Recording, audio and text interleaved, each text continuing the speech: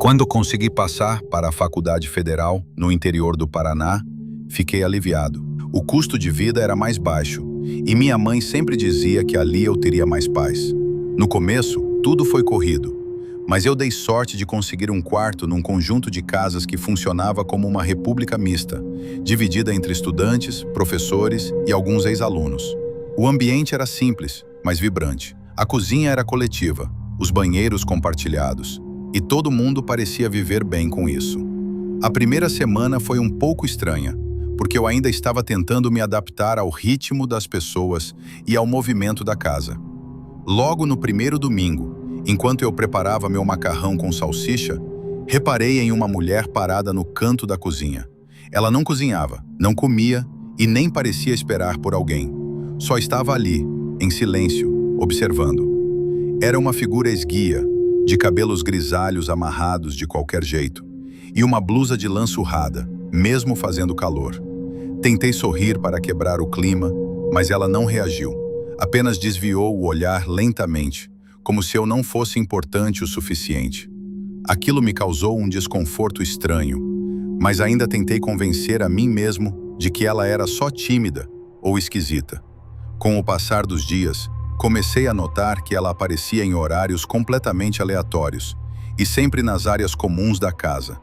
Às vezes, eu saía do banheiro e dava de cara com ela no corredor, imóvel, como se estivesse me esperando.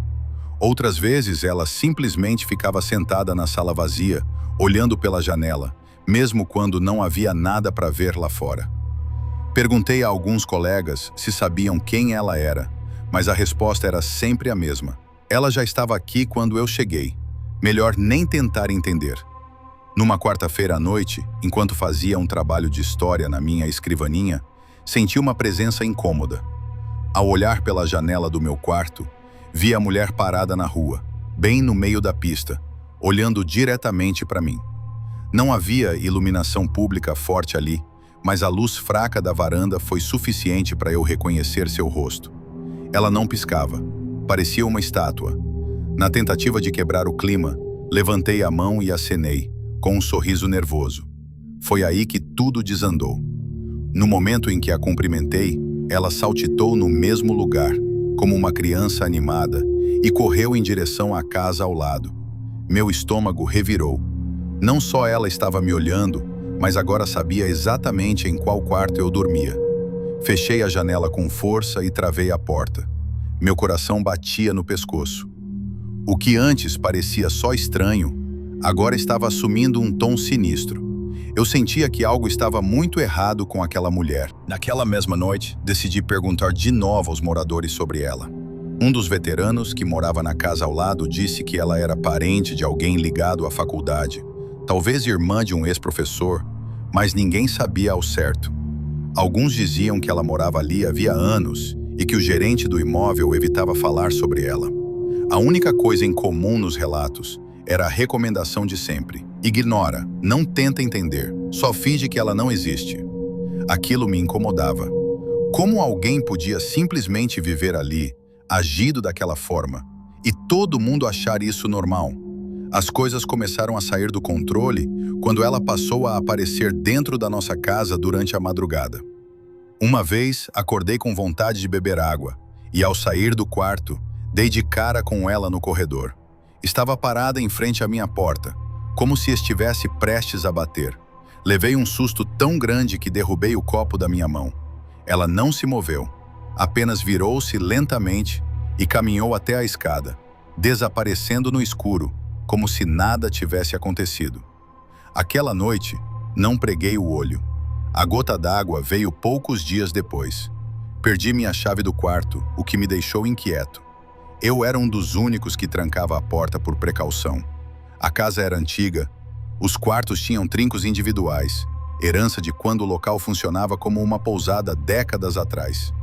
Dormir com a porta destrancada me deixava vulnerável, mas até então ninguém havia relatado roubos ou furtos.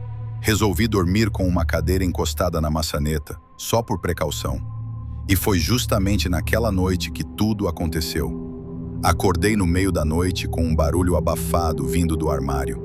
Meu quarto estava escuro, mas eu podia ouvir um som rítmico, como algo sendo empurrado ou se movendo lentamente. O coração acelerou. Peguei meu celular para usar a lanterna, respirei fundo e fui até o armário. Em um impulso, abri as portas de uma vez só.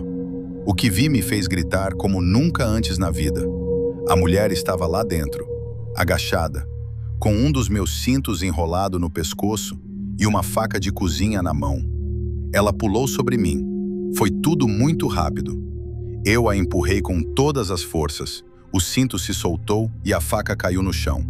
Ainda assim, ela me arranhava, gritava, se debatia. Eu gritava por socorro, chutando a porta, até que meu colega de quarto, que dormia no andar de cima, desceu correndo. Juntos conseguimos imobilizá-la até a polícia chegar. A mulher foi levada algemada, mas sem dizer uma única palavra. Seus olhos, vazios e fixos, ficaram gravados na minha memória por dias. Na delegacia descobrimos que ela era, na verdade, irmã do próprio gerente da propriedade.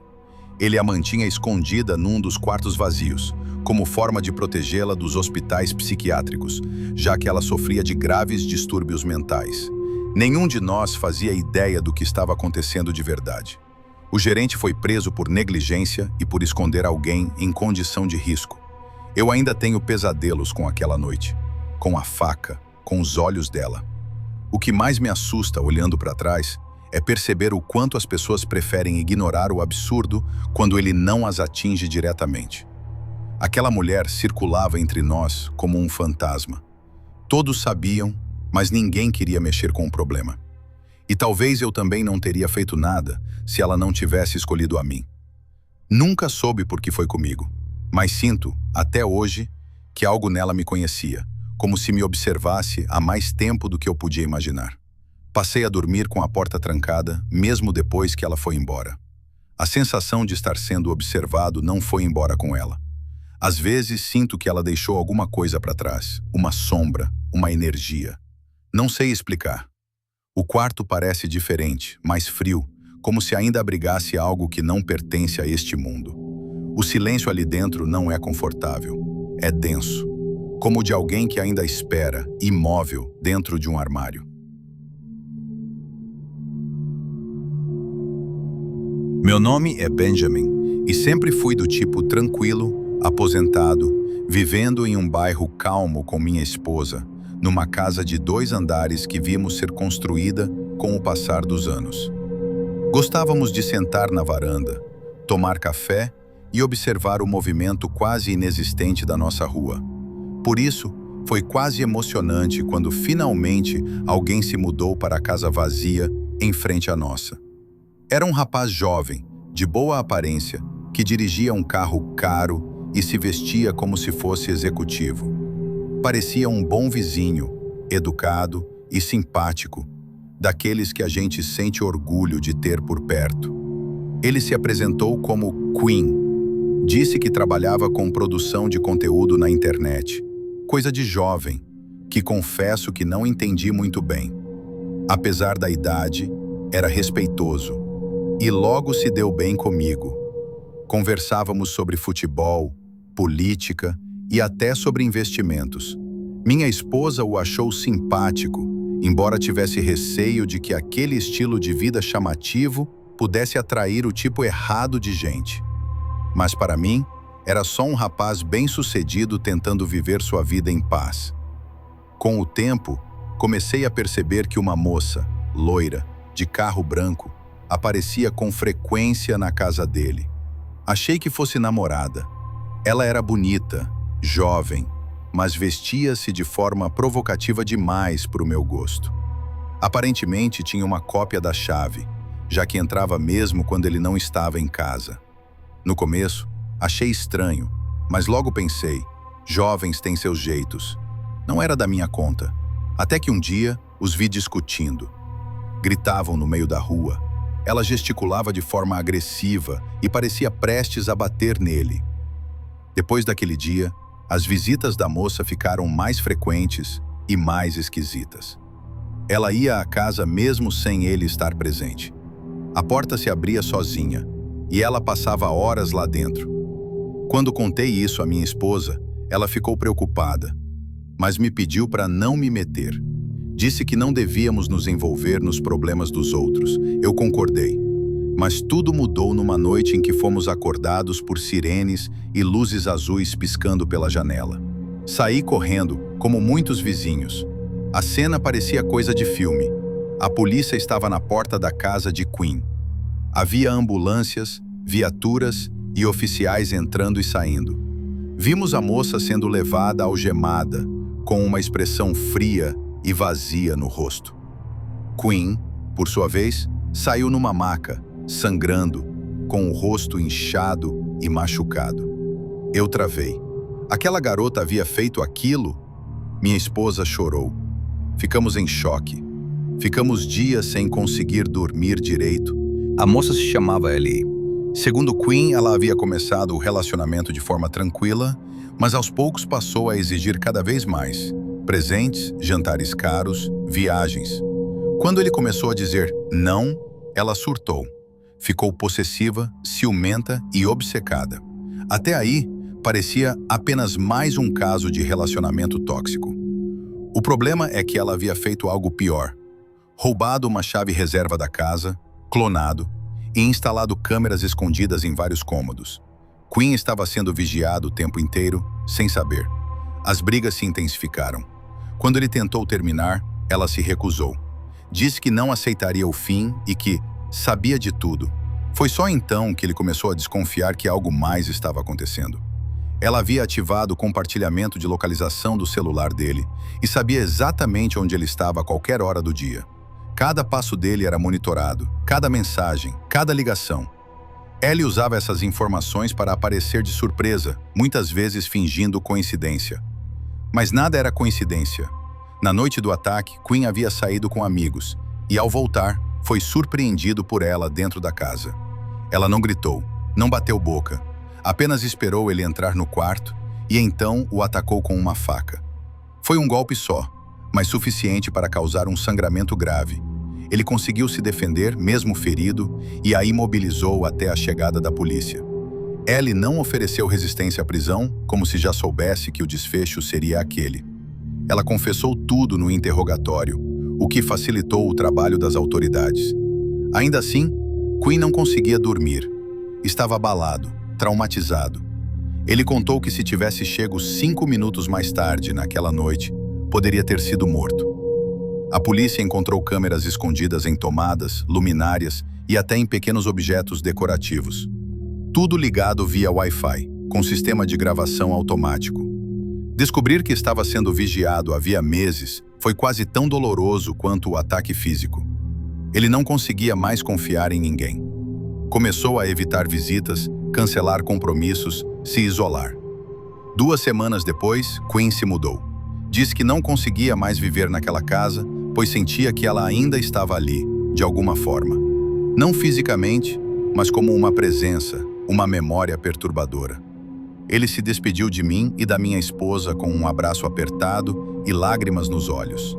Antes de entrar no carro, virou-se e disse: "Nunca mais vou me envolver com alguém sem conhecer profundamente." Fiquei com o coração apertado.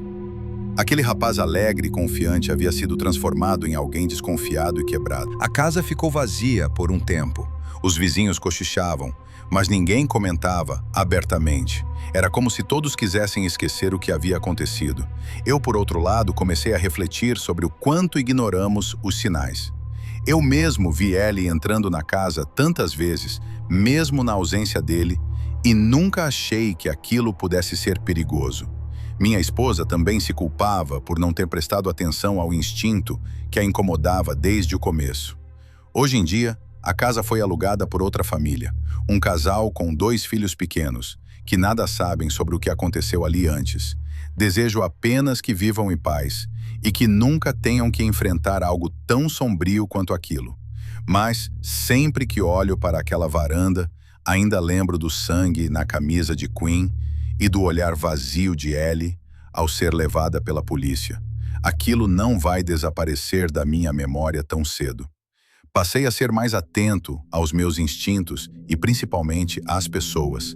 A lição que ficou é clara. O perigo nem sempre bate na porta com violência. Às vezes, ele sorri, se apresenta educadamente e entra com uma chave copiada. E quando você se dá conta, já é tarde demais para escapar.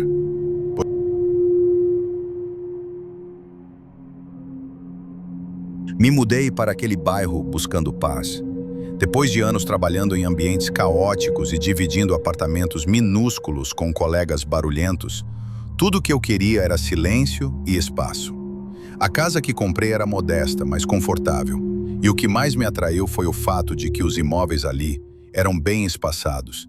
A maioria das casas abrigava famílias com crianças pequenas, o que me fazia sentir um pouco deslocado como um cara solteiro, na faixa dos 30. Mas ainda assim, era o lugar perfeito para recomeçar. Ou pelo menos, eu achava que era. Logo, percebi algo curioso. A única casa que ficava perto da minha era absurdamente grande. Tão grande que parecia desproporcional em relação às outras. Era como se alguém tivesse construído uma mansão no meio de um bairro de classe média. De início, achei interessante. Talvez uma família numerosa vivesse ali. Mas com o passar dos dias, vi que quem morava lá era apenas um homem. Jovem, elegante e com um olhar que eu não conseguia decifrar. Nos cruzamos algumas vezes até que finalmente me apresentei. O nome dele era Damon. Tinha um jeito carismático, mas distante. Conversamos brevemente e ele me passou o seu número, dizendo que eu poderia passar ali para tomar uma bebida quando quisesse.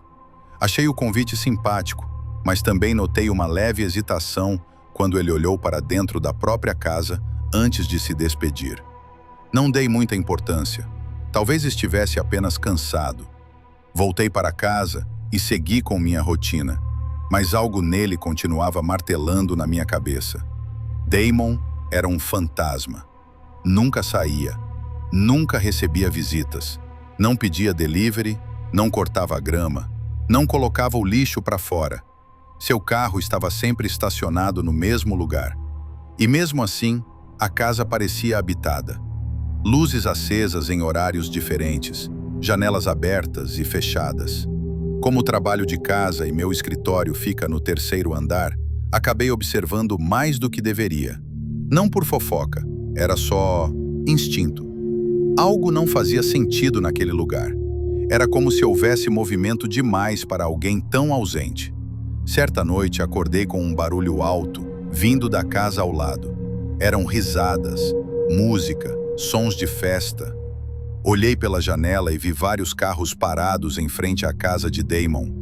Fiquei aliviado, pensando que ele finalmente estava socializando. Como não sou o tipo que se incomoda com barulho, vesti uma blusa e fui até lá, disposto a pedir educadamente que diminuíssem o som. Afinal, era dia de semana. Mas ao me aproximar da porta, algo me deixou completamente gelado. Não havia ninguém atendendo, e o som parecia repetitivo demais. Encostei o ouvido na porta. Foi então que percebi que aquilo não era uma festa de verdade. Era uma gravação. Risadas, conversas, música ambiente. Tudo estava sendo reproduzido por alto-falantes. Não havia vida ali. Apenas um áudio encenando uma comemoração. Senti um nó no estômago. Dei um passo para trás, tentando entender o que aquilo significava. Mas antes que eu pudesse ir embora, ouvi um som vindo do interior da casa. Um barulho pesado, metálico, como o de uma serra elétrica ou máquina de corte. A porta da frente estava entreaberta, contra todo bom senso, empurrei-a devagar. Entrei. A casa tinha cheiro forte de produto de limpeza, o tipo que irrita o nariz. O interior era escuro, mesmo com a música tocando alto. Avancei pelo corredor, seguindo o som estranho que vinha do porão. A cada passo, minha respiração se tornava mais curta. Quando cheguei ao topo da escada que descia para o subterrâneo, vi uma fresta de luz. E, através dela, consegui ver 3 homens parados, observando algo que eu não conseguia enxergar. Todos usavam botas e pareciam mais velhos. A cena era surreal. A sala onde eles estavam exalava um cheiro químico fortíssimo. Lixívia, talvez. Fiquei ali escondido, tentando entender o que estavam fazendo. Um deles segurava algo metálico, enquanto os outros pareciam discutir em silêncio. Me dei conta de que a gravação da festa estava sendo usada para abafar aqueles sons. Foi nesse momento que algo me alertou. A porta de entrada tinha sido fechada. Eu não tinha ouvido, mas sentia a mudança na iluminação. A luz vinda da rua desapareceu e meu corpo inteiro congelou. Aterrorizado, virei para correr. Subi os degraus de 2 em 2, tentando não fazer barulho. Alcancei a sala de estar e corri até a porta. Quando saí, meu coração estava disparado. Mas o que me paralisou de vez foi o que vi depois. Cerca de 8 homens saíram da casa pouco depois de mim. Todos vestiam roupas parecidas e nenhum deles era Damon. Eles estavam agitados, procurando alguém, talvez a mim. Um deles empurrou o outro como se tivessem discordado sobre algo importante, mas não falaram nada comigo. Voltei para minha casa e tranquei tudo. Fiquei a noite toda acordado, com um taco de beisebol ao lado da cama. No dia seguinte, olhei pela janela e vi que todos os carros haviam desaparecido. Damon também. Ninguém apareceu mais naquela casa. A grama começou a crescer, as luzes nunca mais foram acesas e pacotes começaram a se acumular na varanda. Reportei tudo para a associação do bairro, mas ninguém fez nada. Parecia que Damon nunca tinha existido. Tentei contar minha história a alguns vizinhos. Todos me olharam com estranheza, como se eu estivesse exagerando ou fosse paranoico. Chegaram a me perguntar se eu não estava com algum problema de estresse. Aquilo me revoltou. Eu sabia o que tinha visto, sabia o que tinha ouvido. Ninguém se dá ao trabalho de criar uma gravação de festa e simular uma reunião para esconder algo trivial. Aquela casa esconde algo, algo sério, algo perigoso, mas ninguém queria mexer nisso. Algumas noites depois, ouvi novamente o som metálico, baixo, quase imperceptível, o mesmo ruído do porão, mas não havia carro, nem luzes, apenas o som no escuro. Saí até o quintal e olhei fixamente para a casa ao lado. As janelas continuavam fechadas, mas algo, lá dentro, ainda se movia. Desde então, não durmo direito. Tenho pesadelos recorrentes, onde sou capturado por homens de botas, arrastado para o porão e forçado a assistir o que quer que eles faziam ali. Hoje, passo a maior parte do tempo com as janelas fechadas. Troquei as trancas, instalei câmeras, coloquei sensores de movimento. A casa ao lado permanece silenciosa, mas viva. É como se respirasse sozinha. Não há como explicar. E o pior é que ninguém acredita. Sinto como se estivesse preso em um filme de terror que só eu assisti até o fim. Damon sumiu. A festa nunca existiu. E o porão? Bem, talvez um dia alguém tenha coragem de descer até lá e descobrir o que eu não quis ver. Às vezes, me pego pensando se Damon era mesmo real, ou se ele fazia parte de algo maior, uma organização, um culto, um experimento. Não sei. Só sei que ele não estava sozinho e que aqueles homens, que pareciam operários ou seguranças, estavam escondendo algo. Quando me aproximo da cerca que divide os terrenos, sinto um arrepio que percorre minha espinha. É como se o ar ali fosse mais denso, mais sujo, mais vivo. O silêncio naquela casa é barulhento. Ele grita, chama, provoca. Às vezes me pego ouvindo as risadas gravadas da falsa festa, mesmo com a casa vazia. Não sei se é minha cabeça pregando peças, ou se alguém ainda está lá dentro, repetindo o áudio, esperando que eu volte, esperando que eu entre de novo. Mas eu nunca mais vou entrar ali, nunca mais. Prefiro viver com o medo do que com a verdade.